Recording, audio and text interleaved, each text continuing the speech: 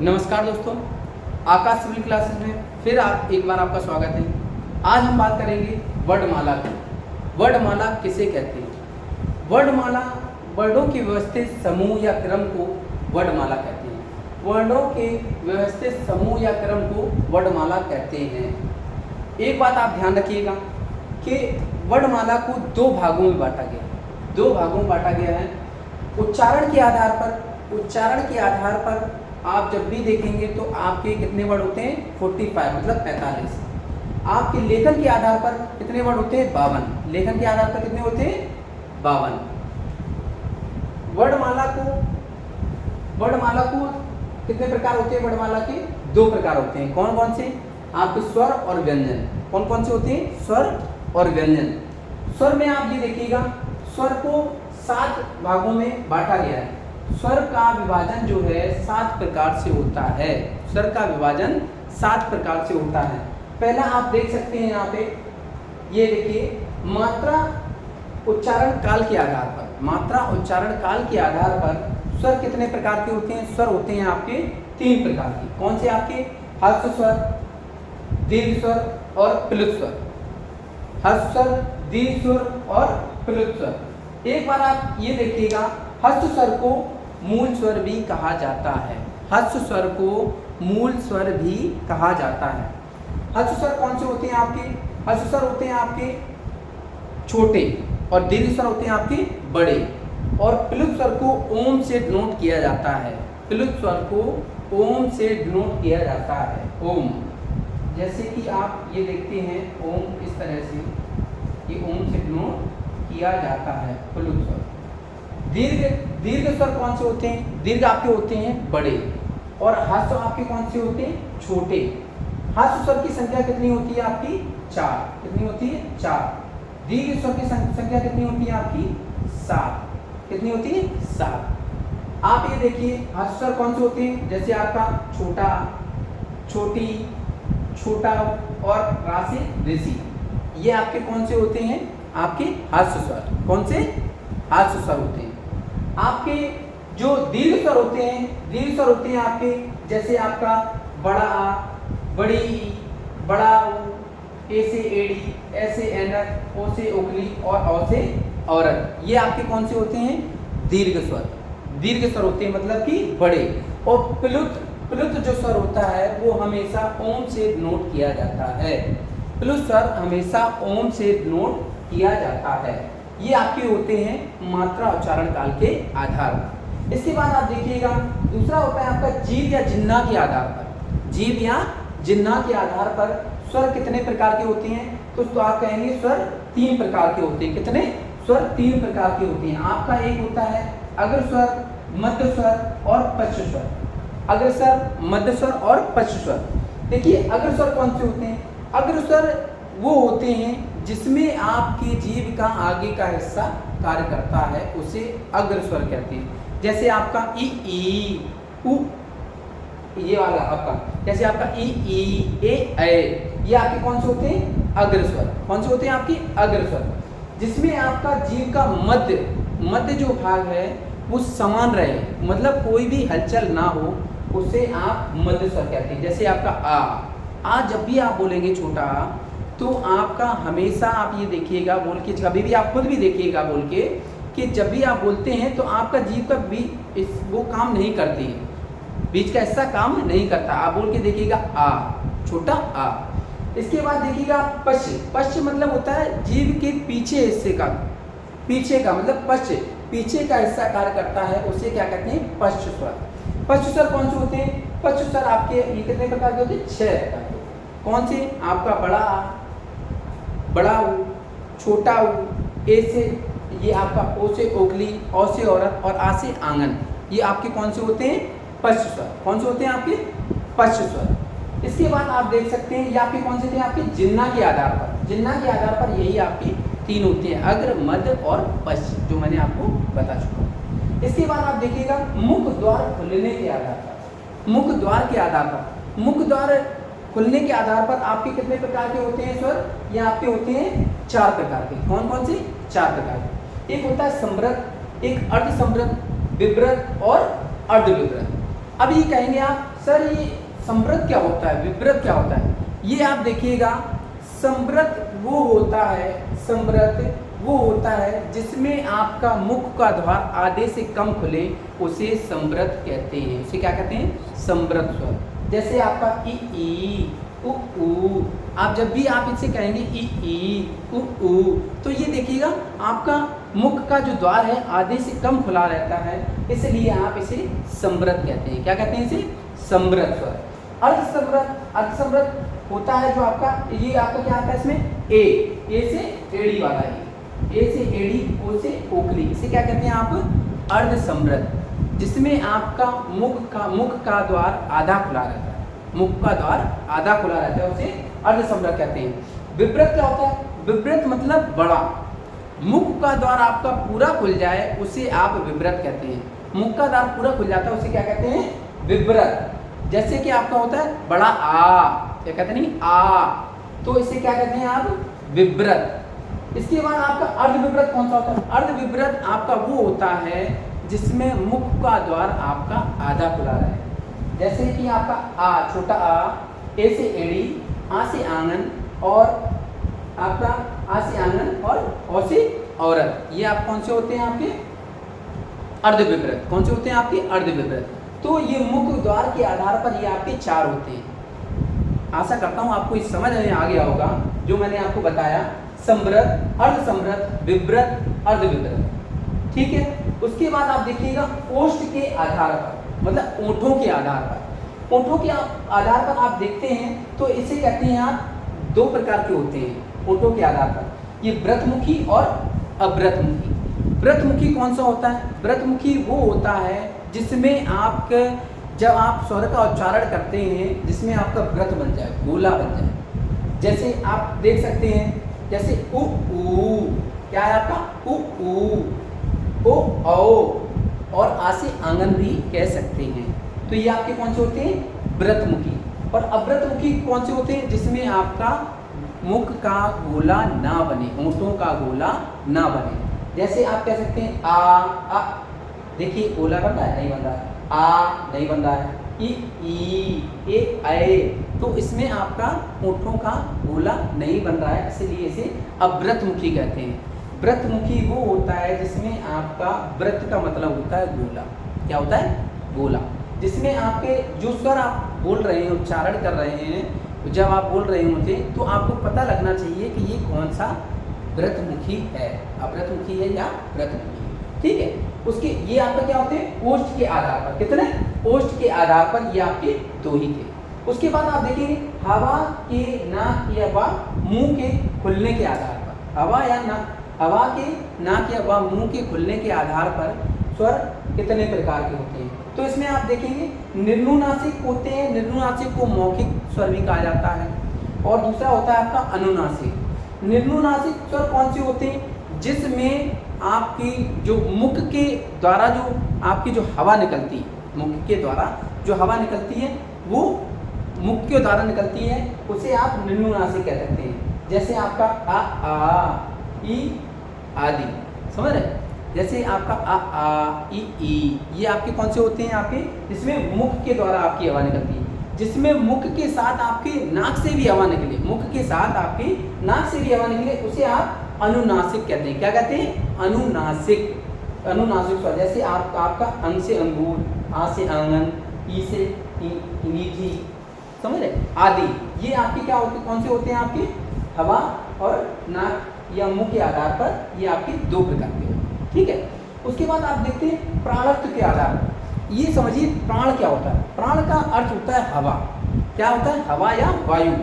प्राण के आधार पर हवा, जब आप स्वरों का उच्चारण करते हैं, सभी स्वरों के उच्चारण में जब आपका जो हवा है जो मुख से कम निकलती है, हवा जो है मुख से कम निकलती है, सभी स्वरों के उच्चारण में हवा जो है मुख से कम निकलती है, इसलिए उन्हें सभी स्वरों को अल्प प्राण कहा जाता है। अल्प प्राण कहा जाता है, इसीलिए ये प्राणत्व के आधार पर आपको बताया जाता है। फिर आप कहते हैं घोषणत्व के आधार पर। घोषणत्व के आधार पर घोष का क्या होता है?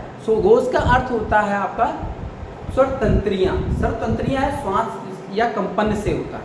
श्वास या कंपन से होता है। जिन स्वरों के उच्चारण में स्वर तंत्रियां श्वास में कंपन होती है, तो इसलिए इस कारण ये जितने भी स्वर होते हैं, सभी स्वर जो होते हैं उसे क्या कहते हैं आप, सघोष या घोष भी कह सकते हैं। क्या, सघोष या घोष। तो ये आपके क्या आते हैं, आपके स्वर। ये क्या आते हैं, आपके स्वर। स्वर आपको जितने भी वेद बताए हैं, ये आपके 7 वेद होते हैं, ठीक है। उसके बाद आप बात करते हैं व्यंजन की। किसकी, व्यंजन। अब आप देखिए कि व्यंजन जो है, व्यंजन क्या होता है। देखिए व्यंजन, आप सबसे पहले तो आप जितने भी स्वर छोड़ के सभी व्यंजन होते हैं। स्वर छोड़ के जितने भी आपके वर्ड होते हैं सभी व्यंजन होते हैं। इसमें देखिएगा एक आपका, ये पहले आप कहते हैं अंतस्थ व्यंजन। पहले आपका होता है आपका अंतस्थ व्यंजन। अंतस्थ व्यंजन कौन सा होता है, या, रा, ला, वा। कौन सा होता है आपका, या, रा, ला और वा। ये आपके कौन से होते हैं, अंतस्थ व्यंजन। उसके बाद आपका कौन सा होता है, ऊष्म व्यंजन।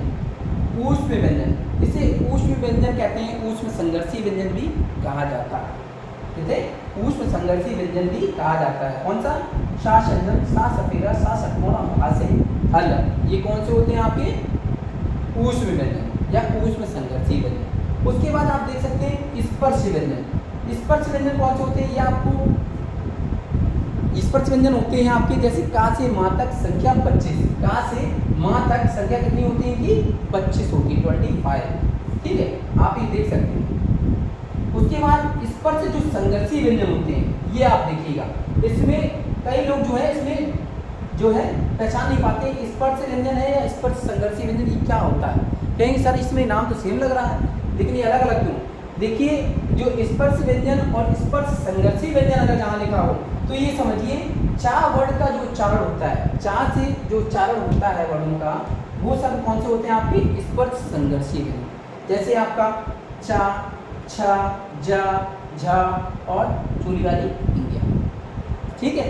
उसके बाद आपका उच्छिष्ट व्यंजन। उच्छिष्ट व्यंजन को द्विगुण व्यंजन भी कहा जाता है।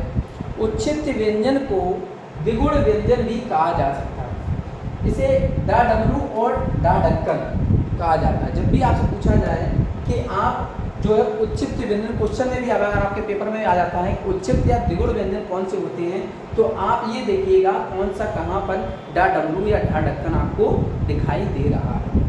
उसके बाद आप देखिएगा लुंठित या प्रकंपित व्यंजन। लुंठित या प्रकंपित व्यंजन कौन से होते हैं आपके, वो होता है आपका रा। रा, जब भी आप रा बोलेंगे तो आपका जीभ लड़खड़ाती है, लुंठित होती है एकदम। तो इसलिए इसमें लुंठित या प्रकंपित, जब भी आप रा बोलते हैं तो कंपन करती है तो जीभ, तो इसलिए आप इसे प्रकंपित व्यंजन कहते हैं, ठीक है। उसके बाद आप कहते हैं पार्श्विक व्यंजन। पार्श्विक व्यंजन क्या होता है, पार्श्विक व्यंजन होता है आपका ला, ला लट्टू जिसे कहते हैं, ये आपका कौन सा होता है, पार्श्विक व्यंजन। स्वर यंत्र मुखी व्यंजन। स्वर यंत्र मुखी या काकल्य व्यंजन कौन सा होता है आपका, हा हल। ये बात आप ध्यान रखिएगा, आपको कुछ भी दे सकते हैं पेपर में, आपको कुछ भी दे सकते हैं पेपर में। स्वर यंत्र मुखी भी पूछ सकते हैं और आपसे काकल्य व्यंजन भी पूछा जा सकता है, तो इसलिए आप दोनों ही याद करके जाइएगा। ये देखिए, उसके बाद देखिए वत्स्य व्यंजन। वत्स्य व्यंजन कौन से होते हैं, वत्स्य व्यंजन वो होते हैं न, रा, ला। ये कौन से होते हैं आपके, वत्स्य व्यंजन होते हैं। कौन से होते हैं, वत्स्य व्यंजन। उसके बाद आप देखिएगा दंतोष्ठ व्यंजन। दंतोष्ठ व्यंजन कौन सा होता है, वा, सिर्फ वा होता है दंतोष्ठ व्यंजन। कौन सा होता है, वा, ठीक। अब आप ये देखिएगा कि जो मैंने आपको ये व्यंजन बताए हैं, इसमें कुछ ऐसे व्यंजन होते हैं जैसे कि आप ये देख रहे हैं, ये बना हुआ है, ये क्या बना हुआ है आपका, पूरा वर्णमाला लिखी हुई है। देखिएगा ये जो आप याद करेंगे, कैसे आप याद करेंगे, कत मुदु ओ, ठीक है। और इसे लिखेंगे कैसे, का, च, टा, ता और पा। ये इसे आप ऐसे याद करेंगे, का, चा, टा, ता, पा। मतलब का से कंठ से बोले जाते हैं। देखिए मैंने यहाँ पे बता भी रखा है, का से कंठ से बोले जाते हैं, चा से तालु वर्ड होता है, और ये ता से जितने भी आप उच्चारण होता है ये सब मूर्धा से होता है। ता से जितना भी उच्चारण होता है वो दंत से होता है। ये पा से जितना भी उच्चारण होता है ये ओष्ठ से होता है। ये बात आप ध्यान रखिएगा, ये बात आप ध्यान रखिएगा। ये सभी क्या होते हैं? व्यंजन। क्या होते हैं? व्यंजन। देखिए ये सब क्या होते हैं आपके? व्यंजन।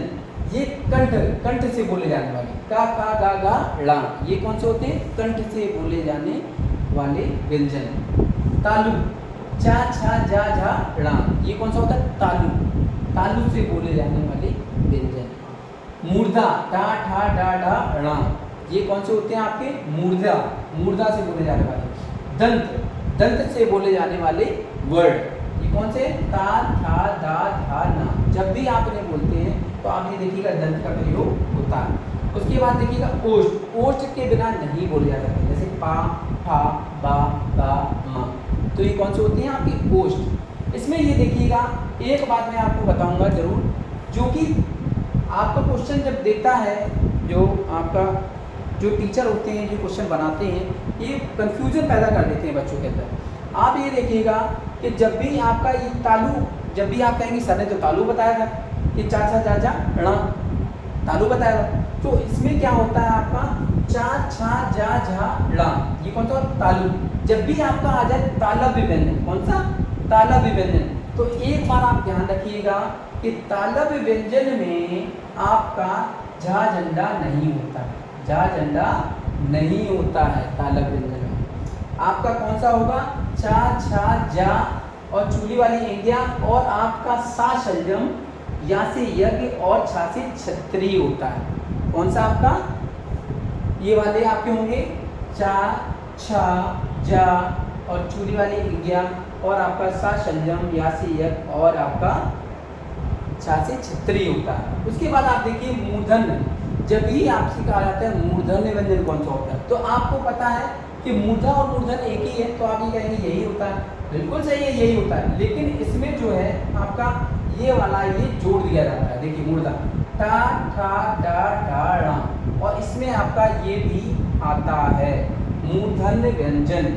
मूर्धन्य व्यंजन इसे भी कहा जाता है। सा षटकोण, सा षटकोण आप देख रहे होंगे, ये सा षटकोण है, इसे भी मूर्धन्य व्यंजन कहा जाता है।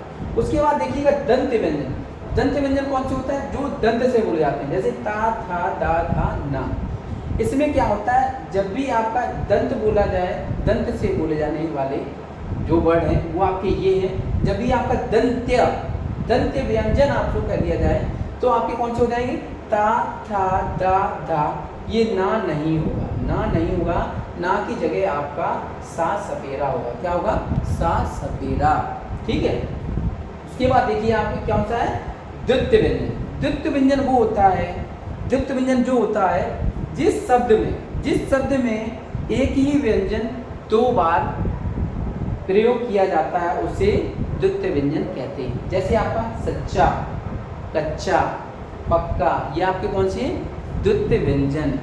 एक ही शब्द में एक ही व्यंजन का उच्चारण दो बार कर दिया जाए तो उसे द्वित्व व्यंजन कहते हैं। ठीक है, ये आपको समझ में आ गया होगा।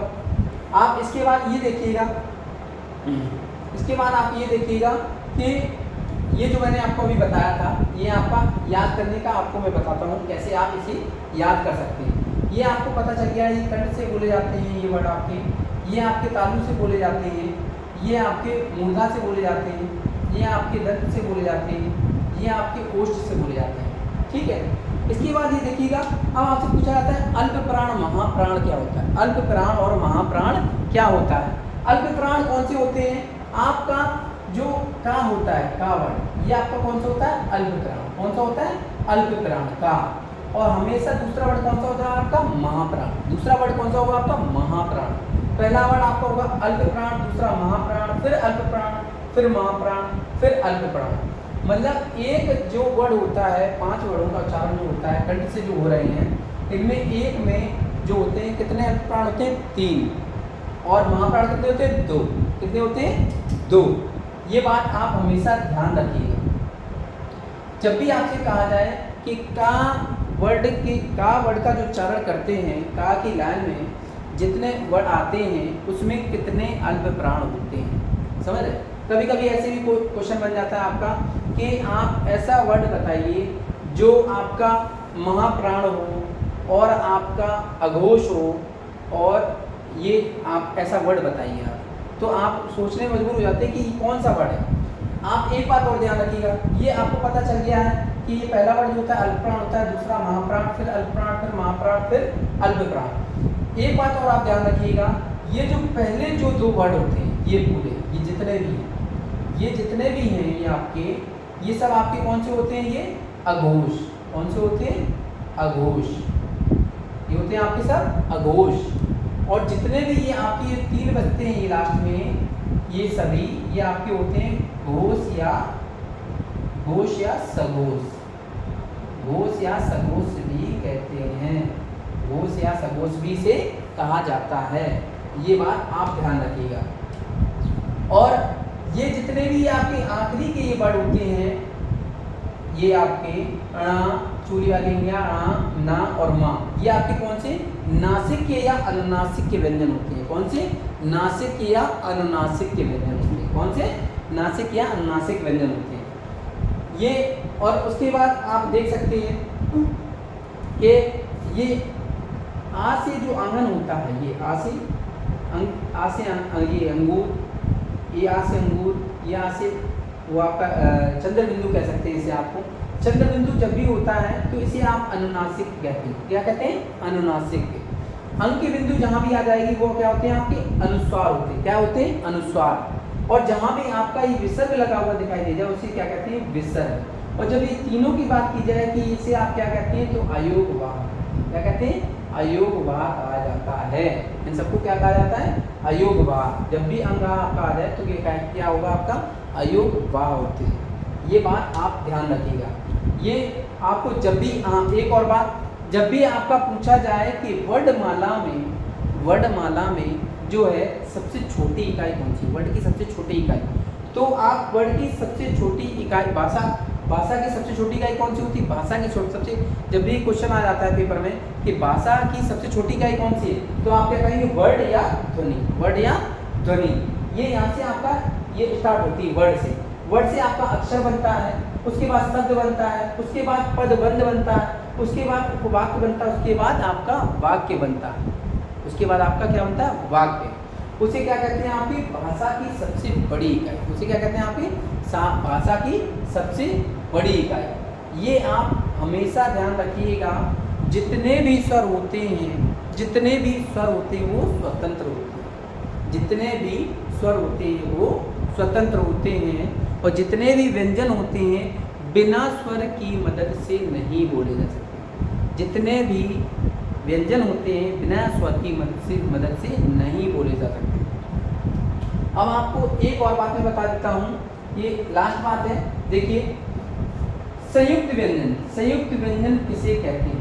संयुक्त व्यंजन वो होता है जो मिलकर बना हो, जो मिलकर बना हो उसे संयुक्त व्यंजन कहते हैं। जैसे आपका ये हो गया छा छत्री, त्र त्रिशूल, ज्ञा से ज्ञानी और स्रा से श्रमिक। आप ये देखिए, जो छा छत्री है ये किससे मिलकर बना होता है, का प्लस सा से, का प्लस सा से ये आपका मिलकर बना होता है।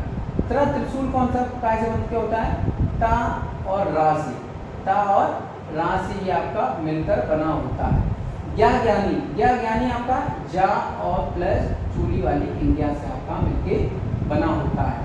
स्रा, स्रा आपका कैसे बना होता है, सा प्लस रा से आपका मिलकर बना होता है।